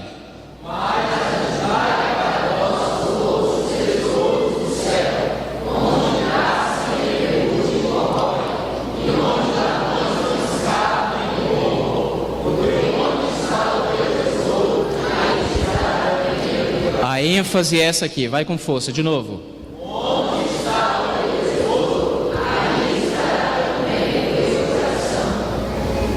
E agora eu quero que você responda. 7 perguntas, eu já expliquei para o Robson que não tem nada a ver com a combinação do 7 místico que ele tem ali. Mas são 7 perguntinhas. A primeira pergunta é essa aqui. Na verdade são 5 perguntas que você vai fazer para você mesmo, tá bom? Combinado assim? Bem alto, com força, coragem, respira fundo, aperta o cinto e vai. Número 1. Número 2. 3. Faça para você mesmo. 4. Ainda uma pergunta para você fazer para você mesmo. Agora eu pergunto para você. E a minha pergunta é essa aqui, ó. Você acha que se sacrifica muito pela igreja? Não é para responder, é só para pensar. Ariel, pensa aí. Você acha que se sacrifica, Anderson, que faz algo de verdade para a igreja, que você olha assim e fala: que tremendo sacrifício que eu fiz. Segunda pergunta que eu quero que você responda, e essa pergunta eu vou fazer: o que significa sacrifício para você? O que significa sacrifício para você? Essa é a pergunta. E eu espero que essa resposta que eu vou apresentar aqui agora, ela cause um impacto tão forte em você. Não é trauma, eu não quero que fique um trauma, porque trauma é uma coisa negativa, né? Normalmente é negativo, eu não conheço ninguém que tem um trauma positivo. Mas que fique gravado de alguma maneira, que esse negócio fique gravado aí dentro desse coração, tá? E quando eu falo coração, estou falando da tua mente. Tudo bem? O que significa sacrifício para você? Para mim, sacrifício significa isso aqui, ó. Essa é a imagem. Você concorda comigo? Concorda? Isso aqui é sacrifício. Tudo bem que você dá o seu melhor, que você, entendeu? Faz um esforço, que chega no final do mês, você pega aquele dinheirinho suado ali, você faz aquele esforço ainda hora antes, separa os seus dízimos e ofertas. Eu sei que isso é um sacrifício, porque você tem contas a pagar, você tem uma vida cheia de grandes desafios, e ainda tem gente que depende de você. Concorda comigo? Tem ou não tem um monte de gente que depende de você? Tem um monte de gente que depende de você. E aí você tem que fazer, porque a tua consciência está te empurrando para esse grande dever religioso, esse grande dever cristão. Mas a gente tem que experimentar mais do que dor e sofrimento na hora de devolver dízimo e oferta. A gente tem que experimentar uma coisa chamada, olha aqui, olho no olho, paixão. Paixão. Não é a paixão aquela que quando você pega aquele dinheirinho lá e tal, você sai com a tua namorada e você tem o maior prazer de levar ela para jantar. Eu estou falando de uma paixão superior. Eu estou falando de algo que impressiona só pela... E mesmo que seja uma imagenzinha pálida, porque o Mel Gibson, depois que a gente assistiu a Paixão de Cristo de Mel Gibson, qualquer imagem de Cristo, no meio das antigas que a gente mostra, já não incomoda mais ninguém. De tão impressionante que foram as cenas do sacrifício de Cristo, descritas por Gibson naquele filme A Paixão de Cristo. Agora, essa imagenzinha pálida, e o cordeiro está ali de propósito, porque foram milhões e milhões de animais mortos ao longo de séculos, para representar de maneira tímida a grandeza do sacrifício de Cristo na cruz do Calvário. Milhões e milhões de animais foram mortos, com a intenção divina de fazer as pessoas pensarem: por que eles têm que morrer quando eu sou o culpado? Para que finalmente, quando Cristo viesse, depois de séculos e séculos de sacrifício, as pessoas pudessem dizer assim: aí, é isso. Mas eu e você somos, cabeça dura. A gente é cabeça dura. Quer uma dica, assim, um exemplo de como nós somos cabeça dura? Foi necessário que Cristo morresse daquela forma dura, cruel, explícita. E eu vou dizer mais, imoral. Para tentar convencer a humanidade que a culpa não era dele, mas nossa culpa. E olha que tinha gente boa ali ao pé da cruz, olhando para o alto e pensando: gente, que maldade que esse homem fez. De quem era a culpa, Fernando? De quem era a culpa, Mateus? Essa é a pergunta. Jenny, de quem era a culpa? Emily, de quem era a culpa? De quem era? Gente, me ajude, por favor. De quem era a culpa para aquele homem morrer daquela forma tão imoral? Minha culpa. Se você disser nossa, eu vou dizer: nossa, não, é sua culpa. Cada um tem a sua própria culpa. Eu tenho a minha, você tem a sua culpa. Então, que nesse final de seminário, quando o pastor abriu a nossa mente para entender que nós somos responsáveis pela missão mundial, e que uma parte dessa responsabilidade se expressa através da devolução honesta, intencional, consciente, pessoal, única, exclusiva e intransferível, é minha. É igual o cartão de crédito, não? Sua. Responsabilidade. Então, existe um papel na sua mão, um cartãozinho que eu não sei com que nível de prazer, alegria, e você disse: finalmente esse papel chegou na minha mão. porque eu não vi a hora de aumentar o meu pacto ou de definir um percentual do meu pacto. Mas a pergunta é: qual é a motivação? Então, dízimos e ofertas. Ficou claro para todo mundo que dízimo e oferta representa um plano de Deus? Eu queria ouvir o sim ou não. Ficou claro para todo mundo, ou para a grande maioria de nós, que dízimo e oferta faz parte de um plano maior, sim ou não? Sim. Pastor, eu estou consciente. Então vamos lá. Porque se você fizer por pressão e tipo meio preocupado assim, com aquela ideia de que e se eu não coloco, e aí me perco, e aí morro meio infiel, e aí não me salvo. Não, peraí, vamos lá. Por que Cristo morreu? Sim, pode responder, por favor. Eu estou terminando, eu preciso de ajuda, vai lá. Por que Jesus Cristo morreu? Por causa do amor infinito que Ele tem por mim e por você. Com que objetivo? Nos salvar. Ele morreu por isso. Por que Ele morreu? Porque Ele nos ama. Se não nos amasse, não teria morrido. Mas com que objetivo? De nos salvar. Porque se Ele não tivesse morrido, eu morreria, e aí não teria mais esperança nenhuma. Agora pensem comigo. Você leu comigo agora um texto em que a maior autoridade romana em Israel, chamada Pôncio Pilatos, isso, acho que dá para tirar um pouquinho do volume aqui. A maior autoridade romana em Israel, estabelecida em Israel, chamada Pôncio Pilatos, lutou e brigou e esperneou para tentar livrar Jesus Cristo. Conseguiu? Não conseguiu. A pergunta é: por que não conseguiu? Stephanie. É Stephanie mesmo, né? Por que não conseguiu? Sim, pode falar. Você está doido para responder? Fala. Cara do céu. Desculpa te chamar de cara. Vem cá. Vem aqui. Você vai falar para todo mundo ouvir. E ninguém nunca vai esquecer, porque foi você quem disse.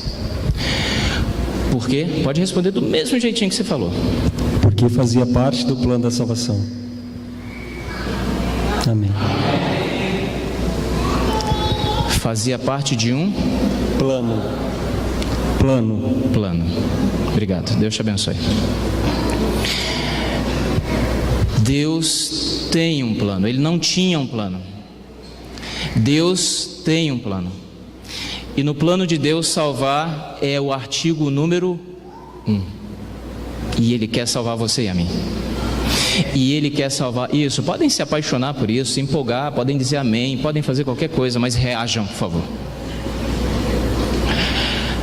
Deus, Ele vai salvar todo mundo que quiser ser salvo.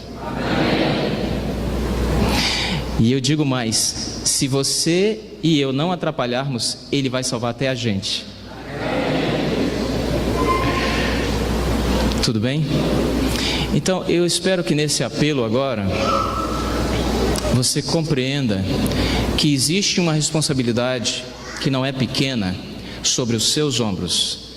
E se você é um jovem nessa comunidade e acha que não é tão responsável, porque acha que essa coisa de dízimo e oferta é só para os mais velhos ou quem já casou, eu queria dizer para você que a responsabilidade é de todos nós. A gente está lutando para ensinar o nosso filho com 9 anos de idade que ele é responsável. Ele é responsável.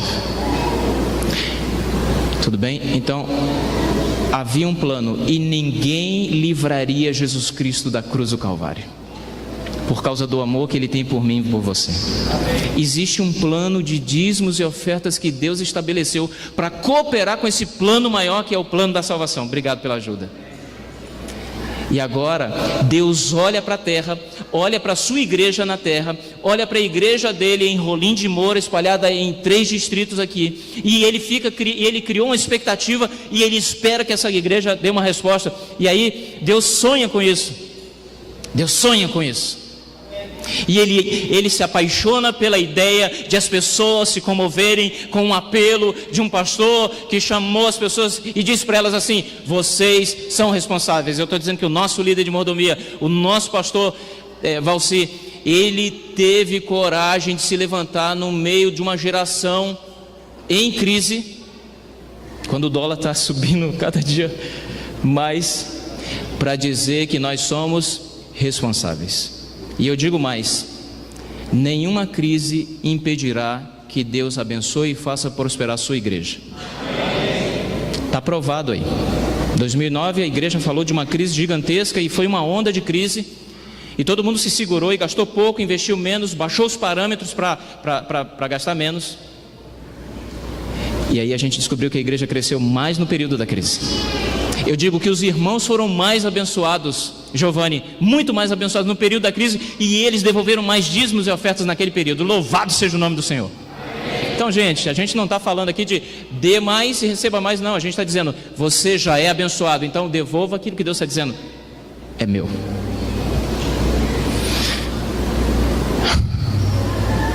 E aí, é decisão sua. 3 conselhos, só para a gente terminar. 3 conselhos. De um amigo para um grupo de amigos. 3 conselhos. Primeiro conselho baseado no versículo em Mateus 23, 27. O texto diz assim, você pode ler comigo rapidinho, vamos lá? Sepulcros caiados, mas por dentro. Então, cuidado com a religião de aparência. Cuidado. Não vou explicar muito sobre isso aqui, só estou dizendo o seguinte: religião sem motivação correta e religião sem efeitos práticos. Você pode ser um grande adorador, você pode ser um grande cantor e pregador dessa igreja, mas quando você não faz parte do plano de cooperar com a pregação do evangelho, sendo fiel, dizimista e ofertante, é possível que esse louvor tenha uma mancha e ela não é uma oferta completa. Segundo conselho, baseado no texto de Romanos 7, porque eu sei que em mim não habita bem nenhum, porque eu não faço o bem que eu prefiro, mas o mal que eu não quero, que ele disse, isso eu faço. E o meu conselho aqui, o segundo é esse: reconheça que existe em nós, em cada um de nós, uma natureza pecaminosa que não tem prazer nas coisas de Deus. Isso significa dizer o seguinte: que não é natural para nós ser fiéis, dizimistas e ofertantes, e que para fazer isso, fazer o que é certo, o que é correto, a gente tem que lutar contra a própria natureza, Bila. É impressionante. Estou falando para você, aquilo que eu analiso em mim é a minha luta pessoal. Terceiro conselho, baseado no Evangelho de Marcos 8,36. E o conselho baseado no texto. O texto diz assim, ó: que aproveita o homem ganhar o mundo inteiro e perder a alma? Que adianta o homem ganhar rios de dinheiro e não se salvar? Estou parafraseando aqui. Então o terceiro conselho, gente, é esse aqui, ó: cuidado com suas prioridades. Onde é que a gente deve colocar Deus, gurizada? Em primeiro lugar. Só que às vezes a gente fala que coloca Deus em primeiro lugar quando o eu está em primeiro lugar. E eu diria mais: se você precisa de um modelo de sacrifício, alguém para quem você deve olhar e imitar o exemplo, eu vou fazer a pergunta: quanto você acha que ele entregou? 10%? Sim ou não? Ele entregou 20%, primeiro dízimo e depois um pacto? Sim ou não? Quanto por cento? 20%? 15%? 10%? Quanto você acha que ele devolveu? Ele devolveu 100%. Eu discordo de vocês assim, categoricamente, de cara. Eu acho que ele devolveu mais que 100%.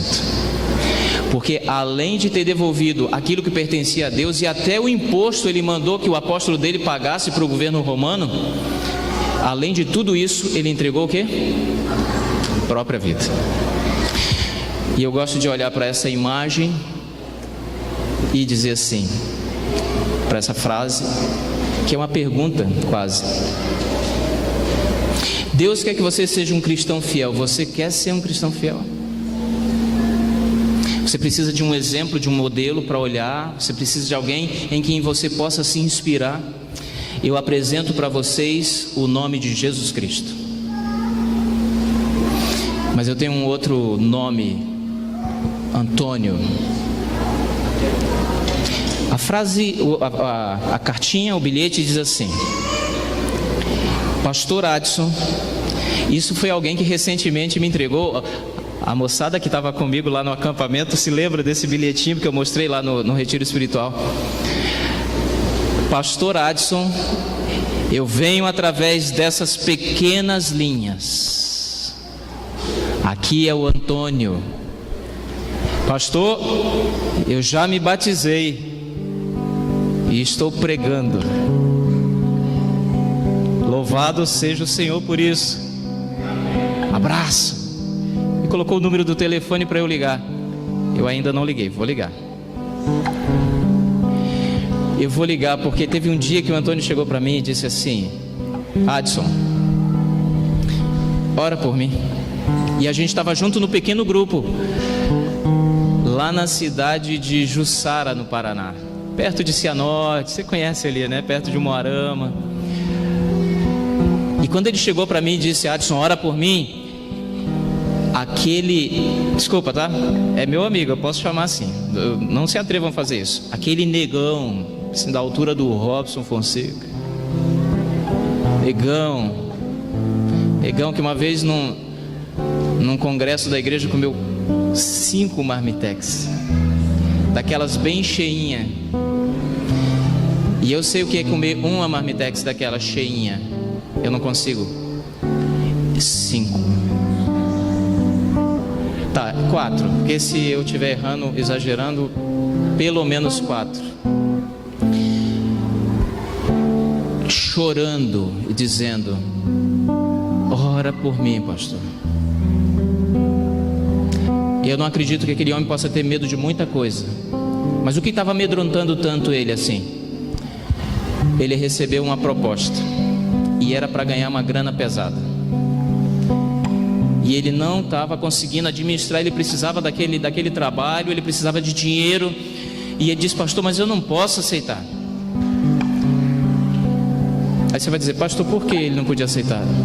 Porque tráfico de drogas não é coisa para cristão.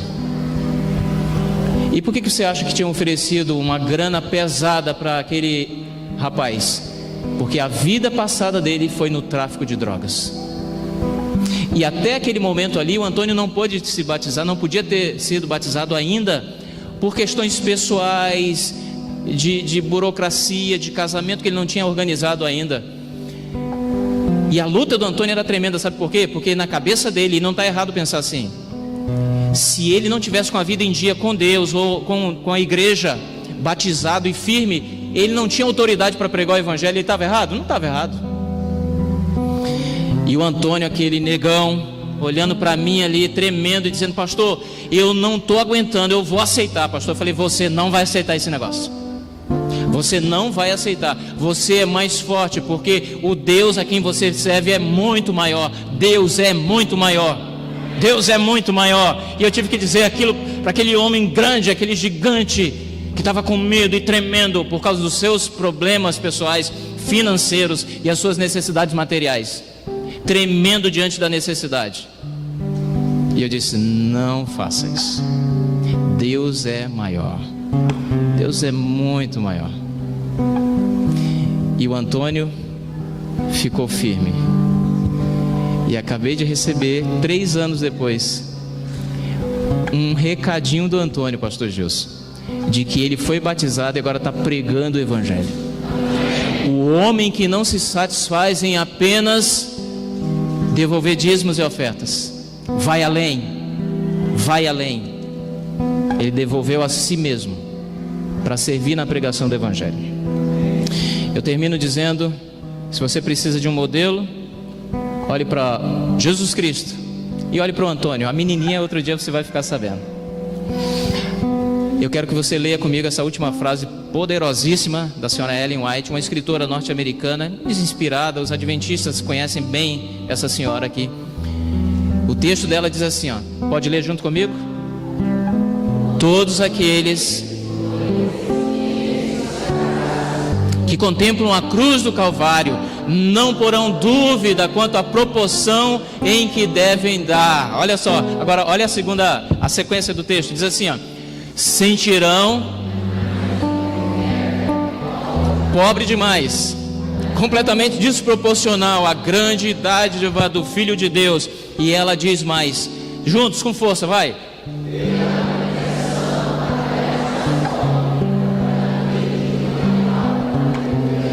Muito bem. Se for muito sacrifício devolver 10%, não importa com que grau de dificuldade, devolva. Eu não estou falando de dízimo. Dízimo, no mínimo, é uma obrigação. E a oferta também. Só que Deus deu para você o direito e a liberdade de estabelecer sua própria oferta. Gente, se você tem medo demais, ainda que seja medíocre dizer o que eu vou dizer agora, porque é mediocridade, devolva 1%. Mas não saia daqui sem fazer um pacto de fidelidade com Deus. Olhando para um exemplo de entrega tão poderoso, você não pode permanecer na mediocridade. Deus te abençoe. Pega o teu cartão agora em mãos. Os diáconos vão recolher nesse momento e a gente vai fazer a oração. Isso, você tem o seu cartãozinho aí? Todos receberam? Todos receberam? Isso, todos receberam um cartãozinho? Mesmo que esteja em branco, eu quero te convidar a devolver o seu cartão. Isso. Isso, os diáconos já estão recolhendo. Vou fazer o seguinte, eu vou deixar eles recolherem primeiro. A gente vai trazer à frente, nós vamos orar. Mas eu quero orar com você nesse momento de entrega. Só que antes, isso, os diáconos estão recolhendo, pode recolher. Agora, olha aqui para essa frase. Olha para essa frase aqui. Onde está o teu tesouro, aí também estará o... Cristo é o tesouro, Ele é a razão pela qual eu vivo. Será meu até eu morrer. Mais uma vez. Há um tesouro no final da jornada desta vida. Ele é a razão do meu viver.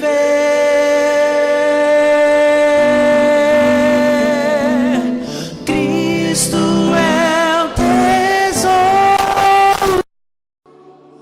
Ele é a razão pela qual eu vivo. Será o meu tesouro até eu morrer.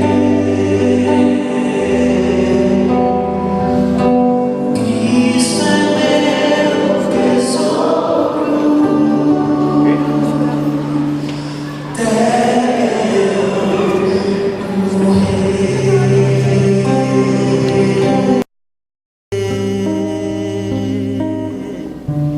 Esse cartãozinho de decisão que você devolveu aos diáconos representa a sua própria vida. E é por essa vida que nós vamos interceder agora. E que você permaneça firme no Senhor, fiel ao Senhor. Lembre-se, ninguém é tão pobre que não possa doar alguma coisa pela obra mais bonita do universo, salvação de pessoas. E que quando você doar, você se lembre de um jovem crucificado, que a cruz não pôde deter por muito tempo, e ele vai voltar para buscar você. Senhor Deus, aqui estão os emblemas que representam essa linda e poderosa nação de cristãos adventistas aqui em Rolim de Moura. Pai, vai sair desse lugar aqui agora um exército de gente honesta, sincera, de gente corajosa, que teve coragem de colocar diante do Senhor os seus propósitos sagrados. Alguns aumentaram o seu pacto, outros mantiveram o pacto, reafirmaram o seu pacto, e outros ainda que não haviam tomado essa decisão por algum motivo especial, mas que nessa noite tiveram coragem de estabelecer um percentual de ofertas de pacto para devolver sistematicamente, para que a obra do Senhor seja fortalecida e Cristo possa voltar mais cedo. E nós queremos agradecer por essa oportunidade de ter ouvido esse lindo convite através do teu servo pastor Valci, esse poderoso testemunho do Robson, que nos convidaram, Pai, a repensar o quanto nós somos verdadeiramente dependentes de Ti. E ao olhar para o exemplo de Cristo, nós somos constrangidos a devolver muito mais do que dinheiro, do que dízimos e ofertas. Nós estamos oferecendo o nosso próprio ser, o nosso próprio corpo para a Tua habitação. Amém, Pai. A fim de sermos instrumentos na pregação do Evangelho e sermos úteis à Tua causa. Porque, Pai, a gente já não aguenta mais viver nesse mundo de sofrimento. Mas enquanto for possível pregar e ajudar a levar esse Evangelho através dos nossos dízimos e ofertas, nós vamos fazê-lo. Porque tem muita gente linda de Deus que ainda não se entregou, que ainda não decidiu. Mas os nossos esforços e os nossos recursos vão ajudar a salvar muita gente. Amém. Apenas coloca no nosso coração a pressa e a mesma urgência que o Senhor colocou no coração de Jesus Cristo e da igreja primitiva. Amém. Nos entregamos em Tuas mãos e oramos e o fazemos em nome de Jesus Cristo. Amém. Amém. Deus te abençoe. Amanhã à noite nós te esperamos nesse lugar. O nosso orador, pastor Gilson Magalhães, pela graça de Deus, a partir das 19h30. Um abraço, que Deus te acompanhe.